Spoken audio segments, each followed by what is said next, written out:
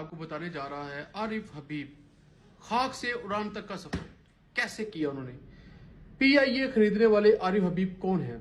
कराची की तंग गलियों में एक लड़का रहता था। घर में आशाएं कम थी मगर इसके ख्वाब आसमान से भी ऊंचे थे और इस लड़के का नाम था आरिफ हबीब। हिजरत के बाद इसके खानदान ने नए सिरे से जिंदगी का आगाज किया, जिंदगी शुरू की। तालीम मैट्रिक तक थी मगर सीखने का जुनून किसी बड़ी यूनिवर्सिटी से कम नहीं था। 1970 में इसने कराची स्टॉक एक्सचेंज में एक छोटे ब्रोकर की हैसियत से कदम रखा। इसकी ईमानदारी, मेहनत और तेज नजर ने इसे दूसरों से आगे निकलने पर मजबूर कर दिया। वो छोटा ब्रोकर आहिस्ता आहिस्ता पाकिस्तान के बड़े सरमायाकारों में शुमार होने लगा। फिर एक दिन इसने वो कदम उठाया जिसने इसकी जिंदगी बदल दी। इसने आरिफ हबीब ग्रुप की बुनियाद रखी, एक ऐसा ग्रुप जिसने आज cement, fertiliser, energy, real estate और फनाज जैसे बड़े शोबों में काम करके दिखाया। आरिफ हबीब सिर्फ एक बिजनेसमैन नहीं, वो पाकिस्तान की मईशत को मजबूत करने वालों में से एक है। हजारों पाकिस्तानियों को रोजगार दिया। इसके ग्रुप की कंपनियों में हजारों खानदानों का रोजगार चलता है। इसने ऐसे शोबों में सरमायाकारी की जहां नौकरियां कम थी और लोगों को बाइज्जत रोजगार मिला।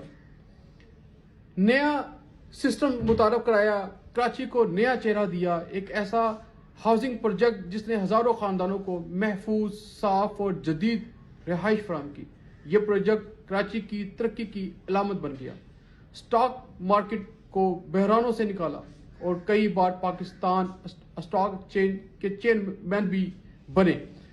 मुश्किल वक्तों में उन्होंने मार्केट को संभाला, सरमायाकारों का एतमाद बहाल किया, मुल्की फाइनेंशियल सिस्टम को मजबूत किया, एनर्जी सेक्टर में सरमायाकारी की। उन्होंने बिजली के मनसूबे में सरमाया लगाकर मुल्क में तवानाई की कमी को पूरी करने को, यानी कि जो कमी थी उसमें भी अहम किरदार अदा किया। आरिफ हबीब एक पहलू ऐसा भी है जो बहुत कम लोग जानते हैं।